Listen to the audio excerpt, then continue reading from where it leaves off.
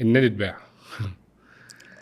اوكي قصه بقى النادي اتباع واحنا شغالين انا وكابتن سامي الشيشيني، فبدانا نشوف عربيات مرسيدس كتير قوي جوه النادي وناس لابسه بدل. اوكي واحنا بقينا ليفربول ولا انا مش عارف فاهم، في حاجه غريبه بتحصل جوه النادي. اوكي فبدانا نقلق يعني.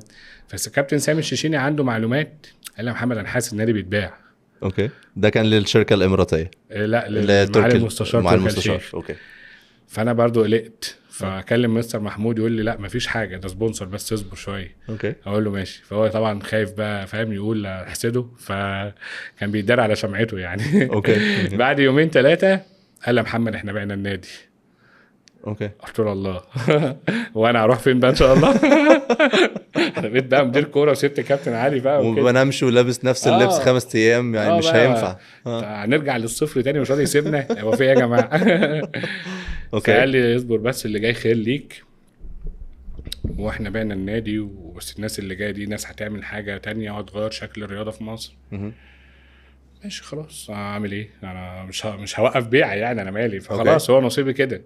فما لحقتش ان احنا كنت نبدا. خايف وقلقان ان انت ممكن في لحظه من اللحظات ما تكونش موجود؟ لا كنت مرعوب. عارف ليه؟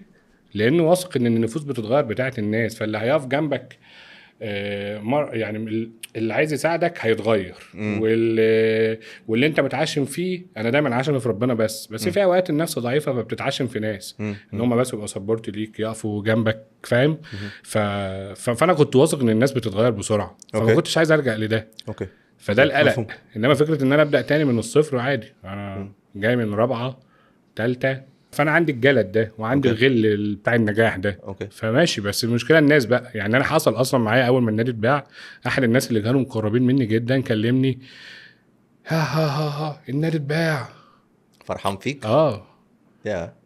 عشان انا قلت لي ايه يا عم، طب ما تقول كلمه حلوه ولا تسكت، انت مش فاهم. طبعا مش هتقول اسمه. لا مش هقول اسمه. ماشي. فانا ده خلاني مثلا ابكي وانا ماشي بقى. الشنط بتاعتي كان معايا العربيه، كل الشنط اللي كانت في منتجع الاسيوطي في العربيه، وهروح بقى اوديها المنصوره، وطول الطريق الصفر ده يا رب مش هيخلص.